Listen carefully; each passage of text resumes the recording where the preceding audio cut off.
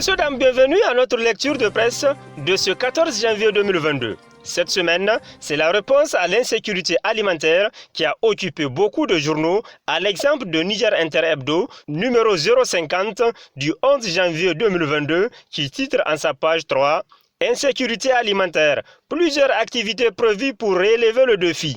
Pour anticiper toute détérioration de la situation alimentaire, très tôt, le président de la République a instruit le chef du gouvernement pour aller à la rencontre des populations afin d'évaluer la situation et recueillir leurs préoccupations. Ce qui a permis l'établissement d'un plan d'urgence qui va de novembre 2021 à mars 2022. L'objectif global du plan est de contribuer à la sécurité alimentaire et nutritionnelle des populations vulnérables et groupes cibles affectés par les facteurs de risque humanitaire à travers des actions harmonisées d'assistance alimentaire et de protection de leurs moyens d'existence. Il s'agit spécifiquement d'améliorer l'accès aux aliments pour les ménages vulnérables, faciliter l'accès aux intrants agricoles, vétérinaires et zootechniques des ménages vulnérables.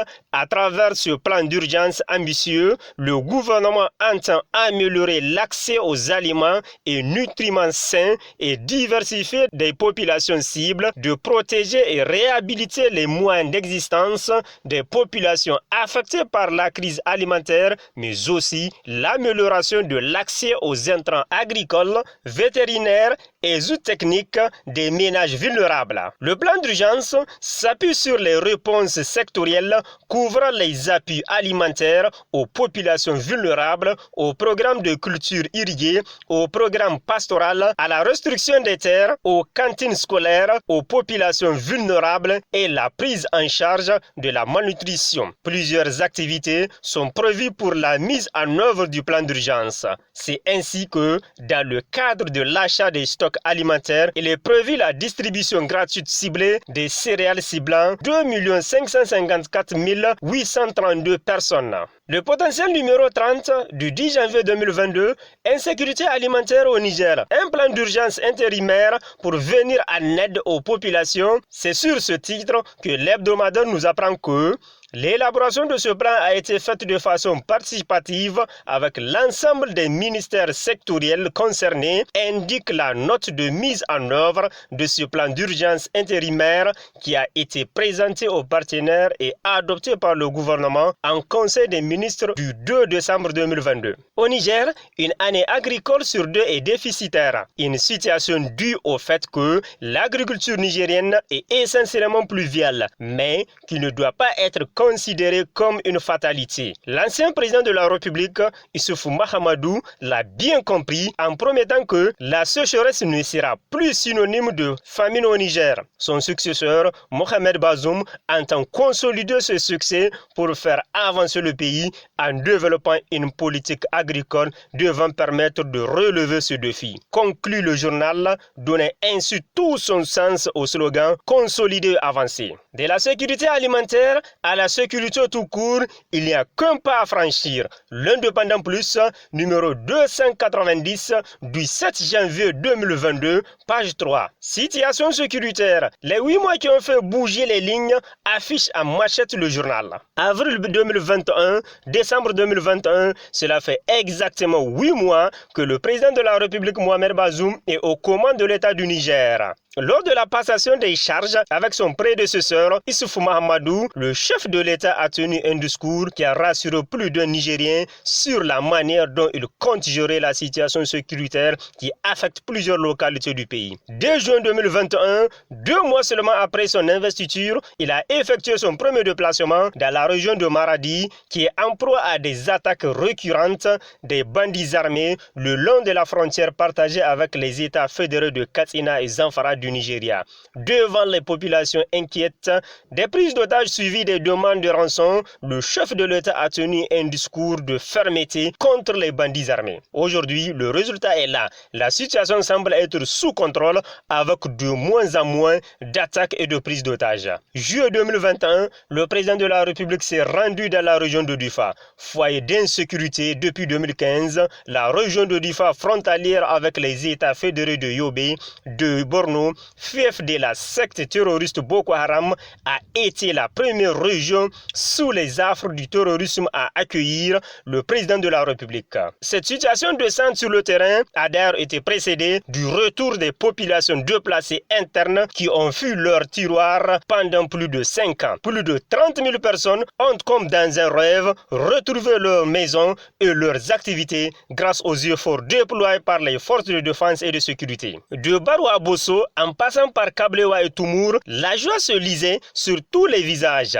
lors du déplacement du président de la République dans ces contrées abandonnées suite aux attaques meurtrières des éléments de la secte Boko Haram. Les efforts déployés par le président de la République en matière de lutte contre l'insécurité se sont manifestés dans la région de Tillabéri. Tout comme à Difa, le chef de l'État était du 10 au 11 septembre 2021 l'hôte des populations de la région du fleuve. Là aussi, le déplacement de Bazoum Mohamed est intervenu après l'acheminement des déplacés de la commune rurale d'Anzourou dans leurs villages respectifs après une demande qui les a conduits dans le chef-lieu de la région, Tillabéri. Un autre point sur lequel la gestion sécuritaire du président de la République fait unanimité, c'est son penchant sur le dialogue avec les communautés. Le chef de l'État ne rate aucune occasion pour appeler ses concitoyens au dialogue, à la culture de la paix, à la coexistence pacifique, bref, à la cohésion sociale. Le 13 septembre, en marge des festivités de la cure salée à Ingal,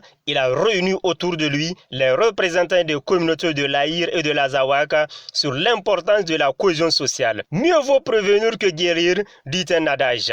Même si l'Aïr constitue un havre de paix aujourd'hui, le président de la République, Mohamed Bazoum, a jugé utile de rassembler les responsables des communautés de cette région pour les rappeler l'importance de la paix, eux qui ont connu dans un passé récent l'insécurité et ses conséquences. Le même exercice, le chef de l'État l'a fait à Difa en marge de la célébration du 63e anniversaire de la République du Niger. Dans la capitale du Manga, Mohamed Bazoum a attiré l'attention des communautés sur la nécessité de privilégier la cohésion sociale. Séance tenante, il a réussi à réconcilier des communautés qui étaient opposées par des différends de plusieurs ordres. Devant le président de la République, ils ont promis d'enterrer la hache de guerre et de regarder dans la même direction pour apporter leur contribution pour le développement de la région qui a beaucoup souffert par les attaques des groupes armés non étatiques. Bref, en 8 mois, la situation sécuritaire a connu une nette amélioration et des efforts ont été consentis dans l'accompagnement des forces de défense et de sécurité tant en matériel qu'en renforcement de capacité. Corruption, tricherie dans les concours.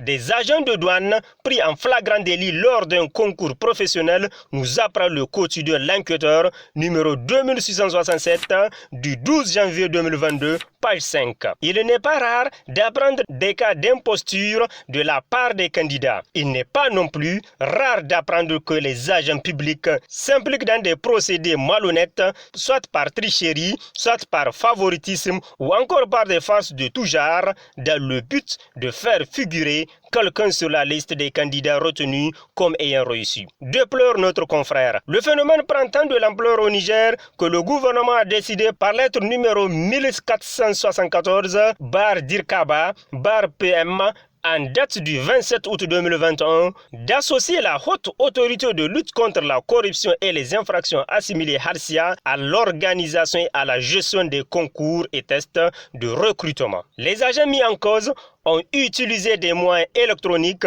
notamment un téléphone portable et une montre dans lesquelles des sujets traités, c'est-à-dire corrigés, leur sont envoyés par leurs complices. Parmi ces derniers se trouve un colonel de douane. Un des numéros de téléphone utilisés lui appartiendrait. 3 agents de douane seraient, pour l'heure, impliqués dans cette fraude qui ternit un peu plus l'image de cette institution. Une procédure judiciaire a été engagée à leur encontre. Affaire à suivre. Le 20 numéro 159 du 5 janvier 2022, quant à lui, revient sur la lutte contre la délinquance économique qui, selon ce journal, se situe entre optimisme et déception. Le président de la République, Mohamed Bazoum, veut bien assainir la gestion des ressources publiques. Ses alliés politiques veulent que ce régime soit propre, c'est-à-dire débarrassé de tous les délinquants avérés, et les citoyens veulent que la justice soit rendue. Cela dit, le président de la République demeure ferme sur sa volonté d'assainir et le peuple sur sa soif de justice. Pour réussir ce pari, il faudra éviter le sensationnel pour inscrire ce combat dans un processus qui prendra tout le temps nécessaire et exigera de tous les acteurs un changement de comportement. Le président de la République, malgré sa volonté clairement affichée, ne peut réussir seul ce combat. Le peuple nigérien ne peut le réussir aussi sans la volonté des autorités, rappelle-t-il avant d'ajouter que dès lors,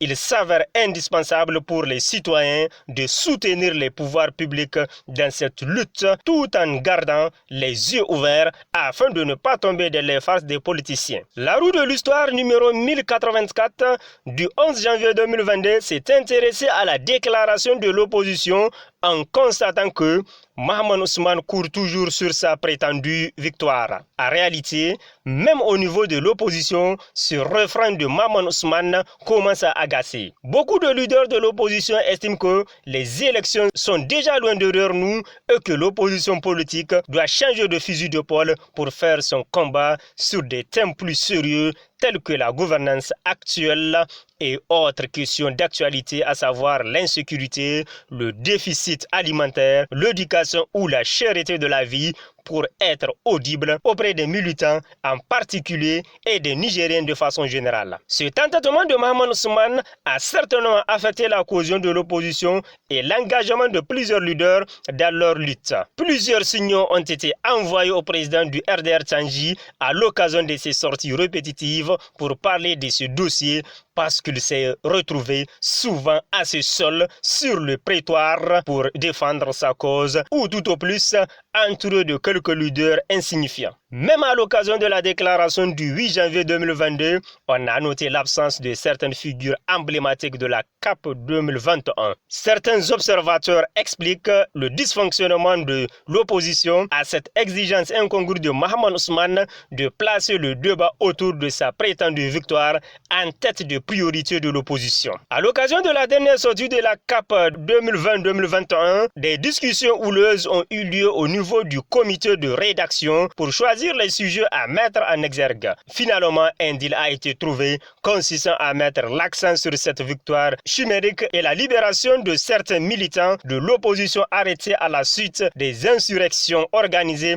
après la proclamation des résultats. D'une décadence à une autre, cette fois-ci, celle que dénonce le Hérisson dans sa livraison numéro 297 du 12 janvier 2022 sous le titre « Société civile, les donneurs de la leçon à l'épreuve de la transparence ». A beau réclamer la transparence dans la gestion des affaires publiques, la société civile a fini par rappeler à l'administration en charge de sa tutelle qu'elle a aussi l'obligation de rendre compte de ses affaires. À chacun son tour chez le coiffeur. On verra bien à la fin du délai qui est qui fait quoi, avec quels moyens, quelle source de revenus et quelle donation. C'est parti pour la recherche des justifications, d'où l'appel à la vigilance de l'administration de tutelle à passer au peigne fin les documents qui leur seront fournis. N'est-ce pas bon que la leçon de transparence arrive aussi aux donneurs de leçons qui nous rabâchent les oreilles à longueur de journée d'expressions du genre dictature rampante des gouvernants, régime excellent dans la dysfonction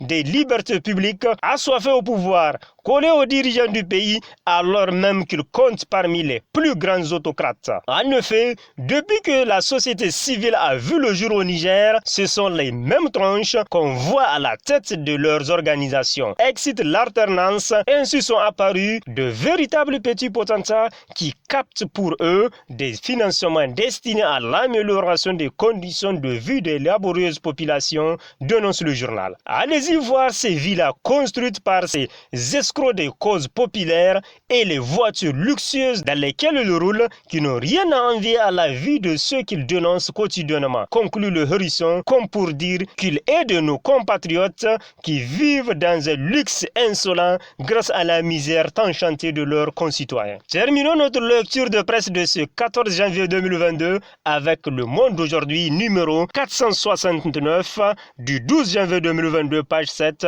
qui nous revient avec un sujet sur la déontologie journalistique en s'interrogeant quelle vie privée pour les personnalités publiques. L'homme public constitue la cible quotidienne et privilégiée des autres, qui se charge de disséquer, d'expliciter, sinon d'interpréter chaque mot, chaque geste qu'il fait. On a alors tendance à oublier que l'homme public, comme tout homme, a aussi droit au respect de sa vie privée. Notre religion et la simple décence nous interdisent, vous le savez, d'oser certaines publications. De nos jours, les réseaux sociaux et la presse d'investigation semblent réduire la vie privée des personnalités publiques, les hommes politiques, surtout en peau de chagrin. En effet, selon la jurisprudence, le droit du public à l'information légitime.